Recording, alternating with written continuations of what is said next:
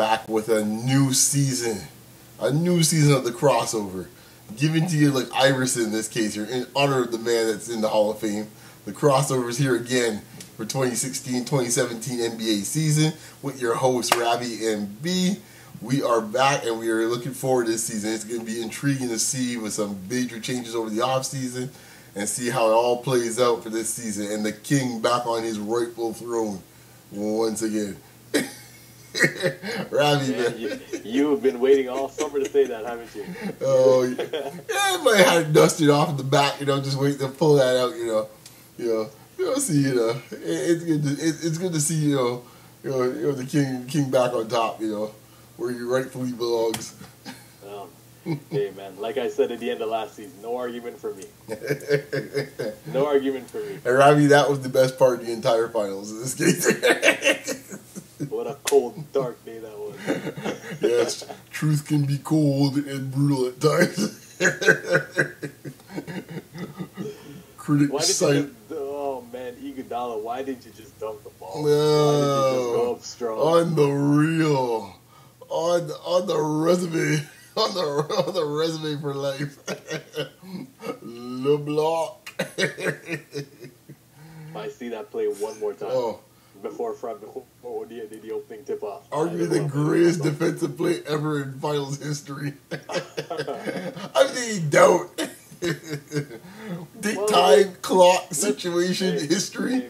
Hey, man, I'm going to have to just slow your roll there. Because let's not forget Jordan Steele in '98 off Malone with the game winner. That is an iconic moment, Brian. It's up there. I can't lie. It's there, but not. The steal's there. The shot, I grant you, that's going to be in play, but if you consider Jordan's legacy was pretty much sealed. True. His legacy was sealed, but I mean, that was a huge. Yeah, it just put it like Sunday on top. No two ways about it. Instead of being 5-1, 6-0. I grant you that, but I mean, just considering what was on the line. And considering the other team, true Utah, and they had two all-time greats as well, too, with Malone. So it's a very good analogy in this case here. But I guess putting into the history of LeBron and the history of Golden State, Utah was really going for no history. They were just trying to get on the board. Golden State was looking for back-to-back and to beat your team in this case here for greatest team of all time. Like, all of that was rolled into it with the MVP on the other side of it. Well... let's get one thing clear. We can throw out that greatest team ever nonsense. Because you didn't get the ring, it never happened. It never happened. And you've been waiting all summer to say that, right? Okay. All right, so let's get into this season instead of going back in time, like Back to the Future here. Let's see. So, man, let's get our picks out of the way. People want to hear what we have to say, I guess, in this case on our picks. So, hopefully they'll hear what we have to say. What's your thoughts on this year? Kind of give me your Eastern and Western conferences, where you think things are going to shake out, and then who you like, obviously, in the finals from there, and your winner. I think out west, it's I don't think there's much to speculate out west. We know who. I think we all know who the top dog will be in Golden State, given their notable moves that they made this offseason. However, I'm going to put the caveat that we have to see how these guys gel over a 2-game season, as well as also, just for people to keep in mind, they're not as deep as they have been the past couple of years. They lost Harrison Barnes, they lost Bogut, and there's one other guy that I'm missing off the top of my head. I think Barbosa is he still on the team? I can't recall Barbosa. Festus Ezeli's gone.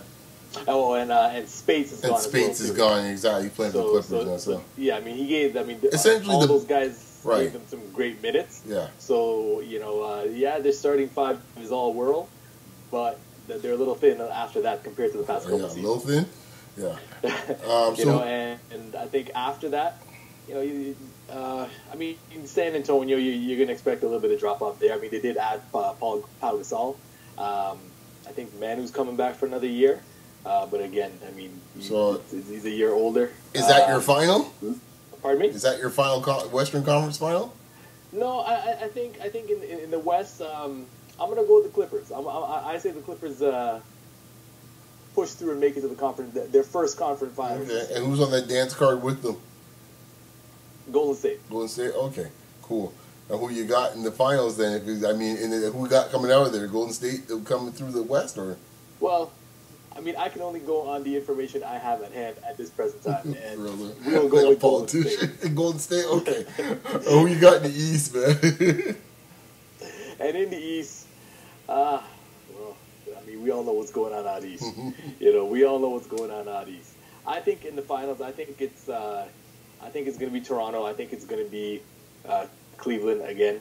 You know, a lot of people this offseason are making Boston to be the sexy pick.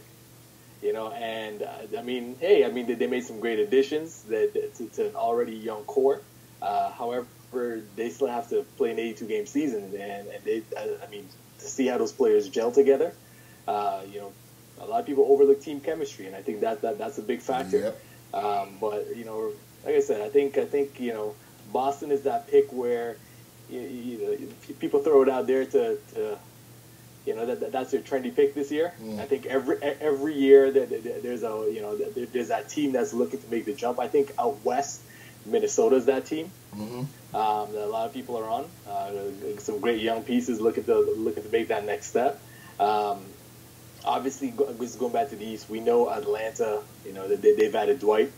I still don't see Atlanta making a lot of noise. Yeah. So again, I'm gonna go Toronto and Cleveland, and for the first time ever, it'll be Cleveland and Golden State again, and that's first the trilogy, the first time ever in league history. Really, Boston, LA never had a three-peat in any of those. I guess Houston slipped in there one year, and a couple of times. I think Philly got never had the trilogy. Oh, interesting. I thought even in the 60s, in this case here, you had a Boston, LA final or two. Okay.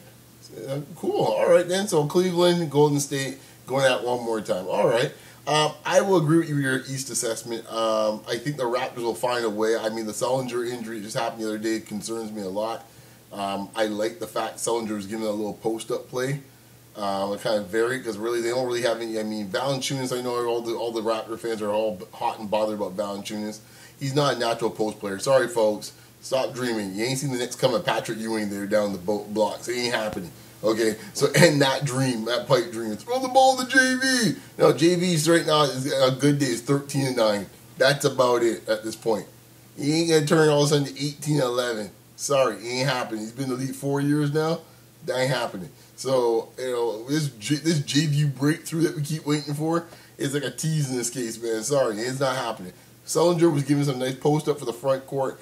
I'm concerned about that, but I think they'll find a way to get through. To your point. Because I think when you look at it, I'm always looking at who your top dogs are.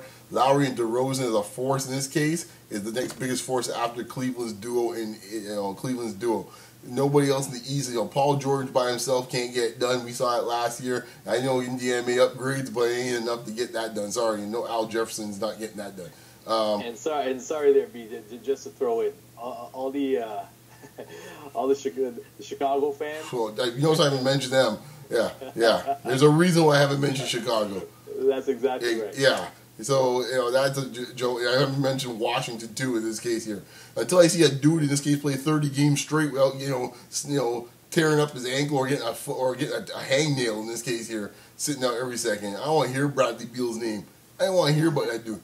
So, I'll leave it at that. Cleveland, as always, LeBron's always in the Eastern Conference Finals. He pretty much has like a couch sitting there waiting for him. He will be in the finals again. And it'll be for another historic run that will make it, 7 straight times in the finals? 7 straight. Exactly, yes. History again. And it'll be 7 straight finals in this case here. And on the other side in the West, he will not be playing the Golden State Warriors this year. I didn't even go so far to say this, and it's going to shock people. I don't think Golden State Warriors might make the Western Conference Finals. I am agreeing with you. I do think in this case, as crazy it might sound, I actually think the Clippers are going to make the Western Conference Finals. And I think they will be playing the Spurs. I think in this case, the Spurs will make the finals. So Spurs go at Spurs Cavaliers. Not one of the most fantastic finals in the world, 2007, but I think you're getting that taste of it again. This time LeBron goes for redemption for Cleveland against San Antonio. And I think in this case, your Cavaliers will be champions once more to go back to back. Because you've already stated the reasons why Golden State has flaws. You know, that bench is razor thin. That's one problem. Second problem in this case here, that team looks way too soft. Third problem with this team is, which I'll let you have at it in a moment, is that, I'm sorry, any team with Durantula on it, I really question the psyche of that team. I mean, right now they're already talking preseason about Curry pretty much kind of playing backseat. We'll see how long that lasts. But all I know is it's going to be interesting to see who ends up being alpha dog on that team. It might be some odd scenario where I can see a Klay Thompson being the dude. Because Klay Thompson already said, like, yo, I can get my shots. so we know for sure he's looking for his. Now, the other two dudes want to play politics about whose team this and that. I just don't know if they're going to figure that out, in time. Because I think, unlike Miami's situation, where LeBron and Wade, obviously, both fantastic Hall of Fame players, like how these two will likely be as well, too. They found more ways to get their offense off without actually having to run plays for these guys. Because their natural skill set. They'll just get out on breaks and just make breaks out of nothing. And before you blink, both had 20 points. Yeah. I don't see, Curry could probably get his more like that. I think Durant is not as naturally gifted in that sense to get his offense. I think he still needs more structure around him to get off like that. And I don't think he's just that type of player to kind of just like, I can see him disappearing in some games. I would not be surprised. And I'm not trying to be hating on Durant, all you Durant fans, but dude's been in the league like 8 years, all right? I'm busting Janet Jackson. What have you done for me lately? I'm sorry. So as far as I'm concerned, I think in this case here, all this talk these guys want to be the villain, I think it's going to end up backfiring these dudes. I don't think they realize what they're getting into. Because I think the turn started happening last year in the playoffs against Oklahoma City, and they did not handle it well at all. At all. So a whole season of this now, where a team is not as deep, that's my thoughts on it, man. But I'll let you get into one Kevin Durant now, since, I know you have a few things to say about this. So what's your thoughts on Mr. Durant and this, the big move this season, of the off season? You know what? I really didn't have any major reaction to it, to be perfectly honest. Whether you think Durant should have stayed, whether you think he should, some people you've pretty much heard every opinion on it. Some people say, it's lack of competition, creating these super teams, competitors. You shouldn't be joining up like that. I mean, a lot of the same things you heard when LeBron went to Miami. Mm-hmm. And a lot of people have an issue. Some people, I don't understand this argument. They're like, it doesn't matter. I don't care if Durant left, but it bothers me that he went to Golden State, the team that knocked him out. Mm-hmm. To me, whether he wanted to leave or not, whether he left or not, it's beside the point. He put himself in a position to make the best possible, choice for where he wanted to play, where he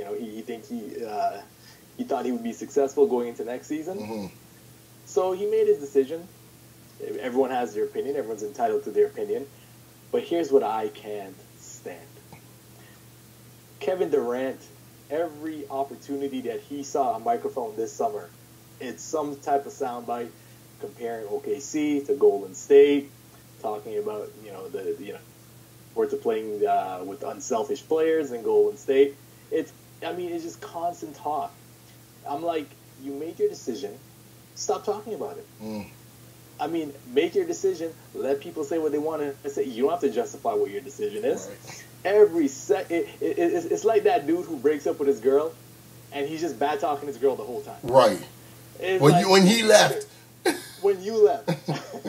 You know what I mean? If you want to leave, hey, that's okay. Do what you got to do. Right. But if you flip it now, you go to Westbrook. The only time you've heard Westbrook mention anything is when he's asked about it. Right. He laughed one time. Yeah, Westbrook is not offering up sound bites. I think the most recent one I've seen, they asked him about, Durant saying, he's looking forward to playing with unselfish players in Golden State.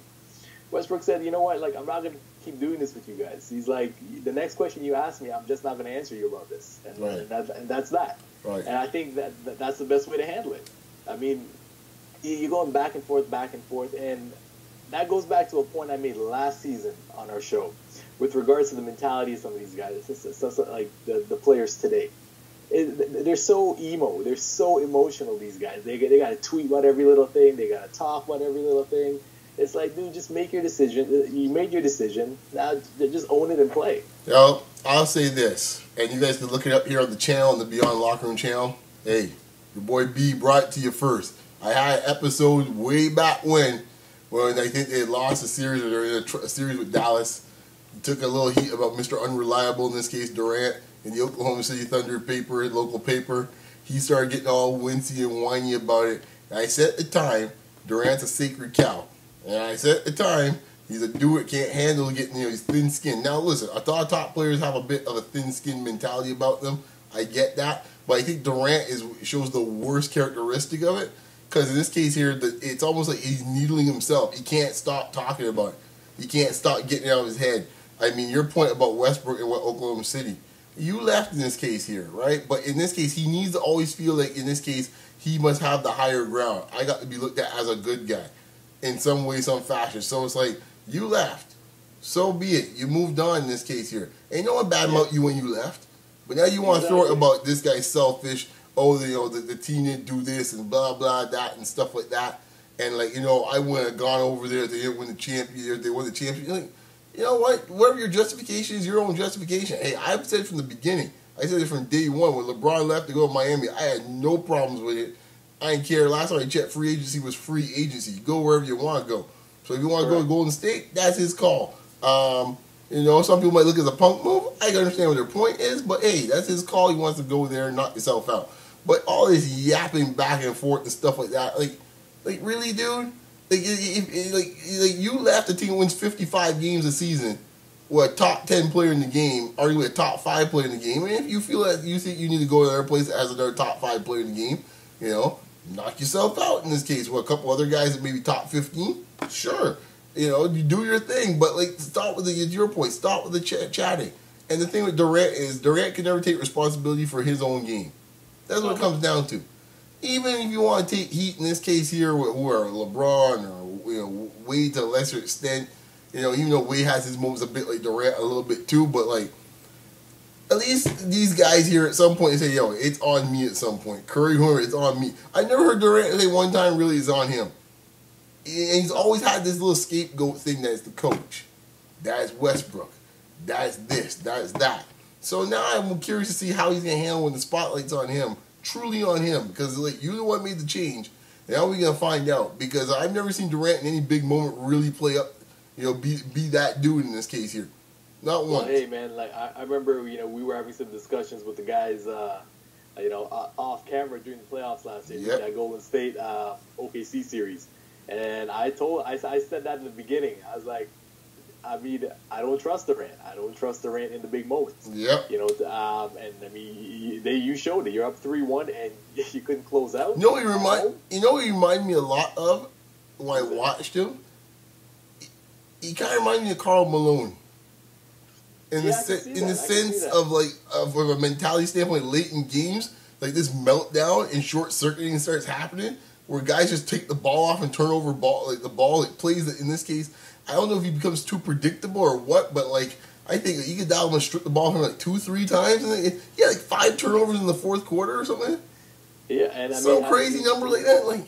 No, that's a great comparison. I think it's a lack of mindfulness in those types of moments. Yeah. And again, Durant has shown consistently throughout the big moments of the playoffs that he can't get over that hump. You can go all the way back to 2011 when number 0 in OKC was the only guy that showed up in that finals against Miami. Hey, just go back to when we were watching the game over at Jack Astor's a couple of years ago against San Antonio in the Western Conference Finals.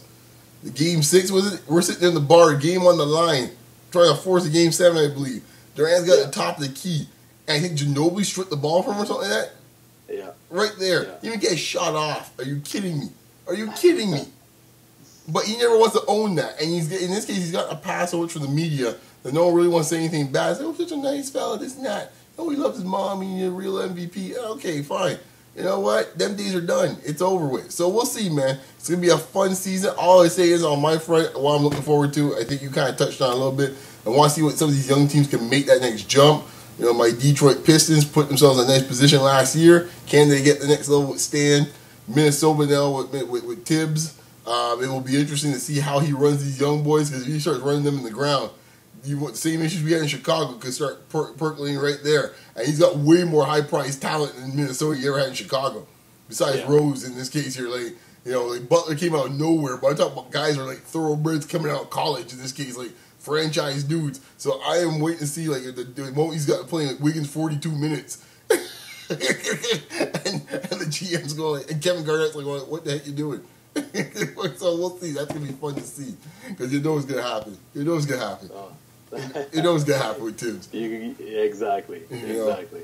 All right, man. It's been good. It's been good to be back with you, man. I'm looking forward to a new season. You know. Once again, where can the good folks find you, Ravi? Well, before we go, I mean, this is a historic season that's going to start in terms of there is a lot of notable guys that will not be around this opening night. Yeah, true. You know, the first time in a very long time. Yeah. A big fundamental, Tim Duncan, gone. Yep. You know, Garnett, gone. Mm-hmm. Kobe, obviously, gone. Yep. You know, so I think true. The last, you got a few last men standing right now in Paul Pierce. Vince is still out there in Memphis. Dirk. Dirk is still there as well, too. So you got a few, you know, a few guys that were, you know, drafted. I think there's maybe like 5 or 6 guys total that were drafted in the 90s that are still playing. Yeah. Ginobili might be one, I think. No, Ginobili was actually early 2000s. Oh, yeah, okay. Yeah, he was early 2000s. But, yeah, it's the game is changing, Brian. Yep, we're all growing up, man. Every generation passes, man. Man, I'm telling you, when I'm watching, well, you know what, I can't even lie to the people, because I won't be watching any Laker games this season. But hey, on a side note, the Lakers not making too bad, folks. Laker fans, you have some hope. I will be a team I will be watching. That's all I have to say. You got some talent, but for me, you know, any Laker game I watch this year is going to be like that. You know, I'll compare it to that second Lord of the Rings. Oh, that was a good movie, man. Come on now. That was a good movie, but what I compare it to is that specific part when they're, you know, I think Gandalf tells Aragorn, he's like, yo, on the 5th day, look to the east. These guys were under siege, and on the 5th day, he looked for some help, and that'll be me. Every day is going to be the 5th day. I'll be looking for Kobe to come back. Oh, jeez. And on that note, man, where can the good folks find you? It's always about the Lakers. Hey, but you guys can find me at Mr. Ravi. Actually, it's at Ravi to Ride. All right, there you go. Simple and straightforward. You can find me, as always, at Beyond Locker Room, short for RM, folks, guys. Enjoy your hoops, man. We're glad to be back, man. Talk to you later.